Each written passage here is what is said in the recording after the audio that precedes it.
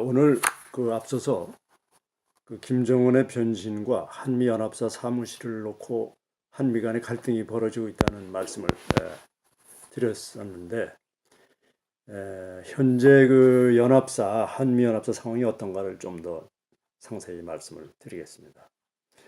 이 한미연합사는 CFC라고 우리가 부르고 있습니다. Combined Force Command. 이 연합사는 이 동맹의 핵심이다, 이렇게 말씀드릴 수 있습니다. 그러니까 동맹의 본질이다. 그러니까 한미연합사가 없으면 동맹이 없는 거나 마찬가지다. 근데 이 연합사에 관한 내용이 조금 복잡합니다. 물론 내용을 알고 보면 뭐 복잡한 것도 아닌데, 교육이 안 되다 보니까 이게 생소하게 들리는 겁니다. 마치 나무일처럼. 그래서 이 나라에서 이런 걸 필수적으로 교육을 해야 되는데, 지금 이런 교육이 전혀 안 되고 있습니다. 뭐 요즘에 무슨 혁신교육이냐 해가지고 이 참 진보교육감이라 이른바 진보교육감들이 교육제도를 아주 이상한 방향으로, 비정상적인 방향으로, 시대에 뒤떨어진 방향으로, 무슨 자기의 이상적인 방향으로만 이걸 맞추려고 하다 보니까 학부모들이 지금 강하게 반발하고 있는 그런 현상이 지금 벌어지고 있습니다. 어쨌든 이런 안보교육을 기본적인 국가에 대한 국가관이라든가 안보관, 또 북한에 관한 문제, 이런 거는 예전에는 아주 필수 과목으로 이걸 다 했는데, 지금은 이걸 거의 안 갖춰서 이걸 국민들이 잘 모르고 있습니다. 노무현 정부 때 이 연합사를 해체하기로 결정을 했었죠. 그런데 이제 이명박 박근혜 정부 들어와서 이걸 두 차례나 이제 연기를 했습니다만은, 그 노무현 정부 때 이 연합사 해체를 전자권 전환이라는 말을 썼습니다. 왜냐하면 해체라는 말이 들어가면 국민들이 뭔가 불안해 하거든요. 그러니까 이 알듯 말듯한 전자권 전환, 이런 말로 해서 이제 사실상 이제 해체 계획을 세웠었는데, 지금 이제 무산이 됐다가 지금 다시 문재인 정권이 집권하면서 본격적으로 이 연합사 시스템을 바꾸고 있습니다. 그래서 이 연합사의 기본 골간은 유지하되, 중요한 것은 지휘부를 이걸 바꾸는 겁니다. 말하자면 종래에는 이 연합사령관이 주한미군 사령관과 유엔군 사령관 세 개의 이 직책을 겸직을 했습니다. 미군 대장이. 그래서 유사시에 뭐 한국에 전쟁이 발생한다, 한반도에 전쟁이 난다든가 할 때 유사시에 이 지휘관이 작전을 지휘하는 것이죠. 그러니까 국군 통수권은 분명히 대통령에게 있지만은, 실제 전쟁을 할 때, 전투를 할 때는 그 전문가가 야전군 사령관이 해야 되니까 그 지휘를 연합사령관이 맡게 되는 것입니다.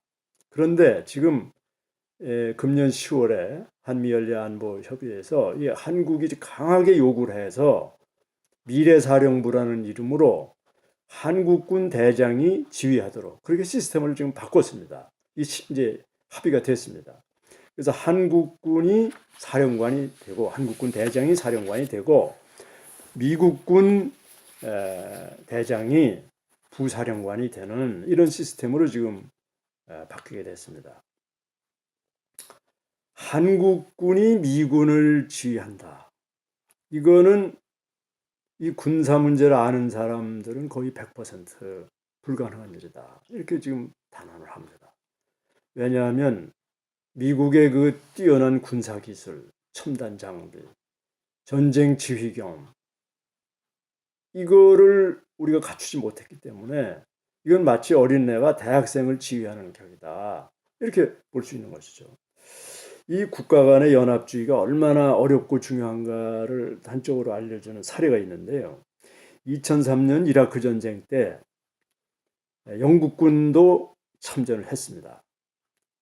그래서 영국군이 미군과 연합작전을 같이 하겠다고 요청을 했었습니다. 그러나 미국이 이걸 거부했습니다.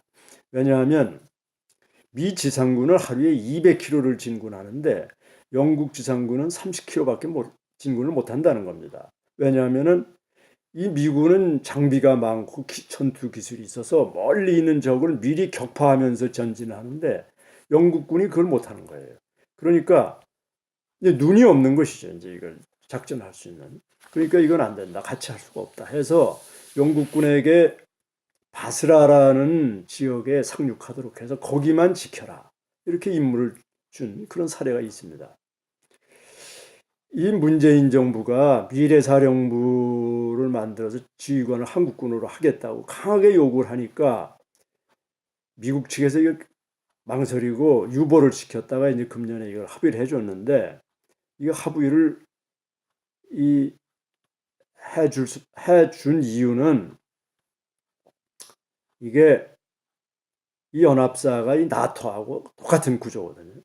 그래서 한미연합사가 깨트려지면 나토에 부정적인 영향을 미칠 수 있다는 겁니다.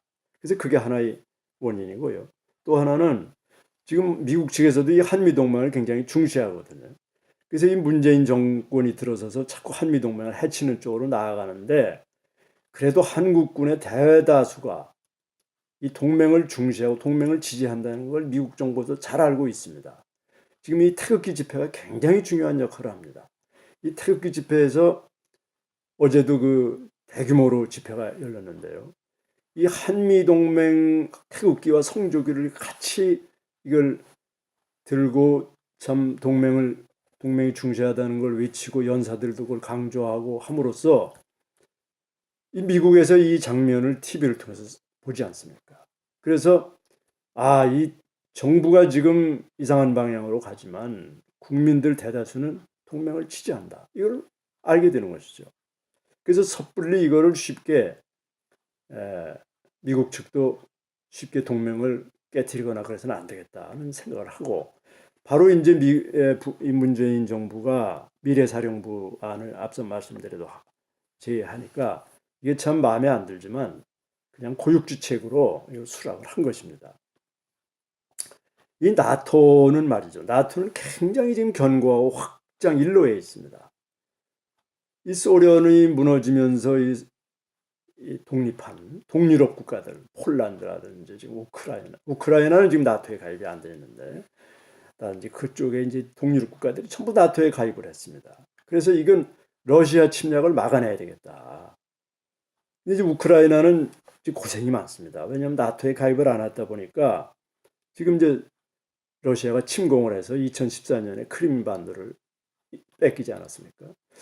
그리고 얼마 전에 그 안에 이제 그 우크라이나와 크림반도 그 안에 조그만 호수 정도, 호수라면 좀 큰 호수고 바다라고 할 수는 없는 그런 같이 우크라이나와 러시아가 함께 약정을 맺어서 공유하는 그 해협이 있는데 거기를 통과해야 흑해를 통해서 지중해로 나갈 수가 있는 거죠. 거기를 봉쇄를 하고 러시아가 그리고 일방적으로 물론 말은 또 핑계는 됐지만 일방적으로 거기 우크라이나 장병들을 납치해가는 이런 사건이 발생을 했습니다. 이게 다 이제 나토에 가입하지 않으니까 도와줄 우군이 없는 것이죠. 그러니까 이걸 우습게 보고 이렇게 침략을 하는 건데 어쨌든 이 나토가 유럽에서 45년 이후 1945년 2차 대전 이후 지금까지 전쟁이 안 나도록 이 전쟁을 억제하는 아주 핵심적인 역할을 담당해 왔다. 이렇게 볼 수 있습니다. 그거는 특히 미군 사령관이 나토 지휘관을 나토를 책임지고 나토군을 지휘하고 있는 상황 때문이다. 마치 우리 한미연합사가 미군이 작전권을 갖고 있던 거나 같은 맥락이다. 이렇게 볼 수 있습니다. 그렇기 때문에 유럽에서 세계 자본가들이 안심을 하고 투자를 확대할 수 있는 거고 지금까지 계속 경제 호황을 누리고 각 국가들이 지금 국방비를 2분의 1로 줄이지 않았습니까? 그리고 나머지 경제 여력을 경제 투자에 재투자할 수 있게 이렇게 됐고 그러니까 트럼프 대통령이 이제 군사비를 늘려라. 왜 우리 미군이 이걸 다 부담을 하느냐 해서 유럽 EU와 좀 트러블이 있었던 것이죠. 우리 이 한미연합사가 1978년 창설된 이후에 사실상 한반도에서 전쟁을 억제하는 아주 중요한 기능을 담당해 왔다. 그래서 대한민국의 경제 발전의 토대가 되어왔다. 분명한 사실입니다. 근데 지금 경제가 대단히 악화되고 있습니다. 뭐 여러 가지 원인이 있습니다. 이 문재인 정부가 이 참 듣도 보도 못한 소득주도 성장이라는 미명하에 최저임금을 무섭게 올리고 또 그 노동 시간을 무리하게 단축한다든가 이제 이런 문제도 있지만은 아마 더 중요한 것은 한미 관계가 악화되고 연합사가 흔들리기 때문에 외국인 투자자들이 보기에 여기는 장기적으로 마음 놓고 투자할 수가 없다. 그래서 지금 썰물처럼 빠져나가는 것입니다. 아마 이 판단이 옳으리라고 제가 생각을 합니다. 그렇지 않아도 코리아 디스카운트라고 해서 이 북한이 존재한다는 사실, 북한의 위협이 존재한다는 그 사실만으로 한국의 주가가 30% 내지 50% 이미 저평가를 하고 들어간다는 거 아니겠습니까? 외국인 투자자들이. 그렇게 철저하게 지금 보는 것이죠. 그래서 엊그제 통일연구원 제가 이제 방송을 해서 말씀을 드렸는데 통일연구원에서 그 평화협정을 비핵화가 뭐 50%가 된다는 조건하에서 평화협정을 하겠다고 로드맵을 발표해서 굉장한 지금 반발이 일어나고 있습니다. 제가 말씀을 드렸습니다만. 그래서 이 우크라이나의 경우에 보면은 소련이 해체되고 이제 소련으로부터 탈퇴하면서 이 우크라이나에 핵무기가 수천 기가 있었던 것이죠. 그래서 이거를 해체를 해야 되겠다. 그래서 미국, 영국, 프랑스, 러시아 이렇게 다 강대국들이 모여서 이거 해체를 시키고 이게 다 해외로 반출하는데 안보를 걱정하는 우크라이나에게 아주 확고한 평화협정을 체결해 주었습니다. 그러나 앞서 말씀드린 대로 2014년 크림반도 침공했을 때 이 평화협정이 무슨 소용이 있습니까? 이 하나의 종이 조각에 불과하거든요. 그래서 역사적으로 이 평화협정이라는 것은 전쟁을 부르는 초대장이다. 전쟁을 막는 게 아니라 평화협정을 맺었다 하면은 그거는 전쟁 위험성이 있다. 전쟁 초대장이다. 이렇게 참 냉소적으로 전문가들이 인식을 하는 배경인 것입니다. 국방부에서 한미연합사를 지금 아까 사무실 가지고 이렇게 트러블을 일으키고 미래사령부라는 걸 만들어서 기능이 불구가되는 상황으로 지금 가고 있습니다. 이 동맹을 위협하는 아주 중요한 요인이 되고 있는데요. 말씀드린 대로 또 통일연구원은 평화협정이라는 걸 들고 나와서 사실상 유엔사를 해체시키고 미군을 감축하는 방향으로 지금 정부가 은밀히 지금 작업을 하고 있다는 게 지금 드러나고 있지 않습니까? 또 제가 누차에 말씀드렸습니다. 이 남북 군사 합의라는 것이 사실상 우리의 국방력을 아주 획기적으로 무장 해제 수준으로 약화시켜서 각 방향에서 지금 조직적으로 안보를 해체하는 방향으로 좀 나가고 있어서 지금 아주 심각하다. 상황이 심각하다. 국민들의 불안과 걱정이 말할 수가 없다. 다행히 엊그제 문재인 정부, 문재인 대통령에 대한 지지율이 지금 45%로 좀 나왔습니다. 최저치를 또 갱신했습니다.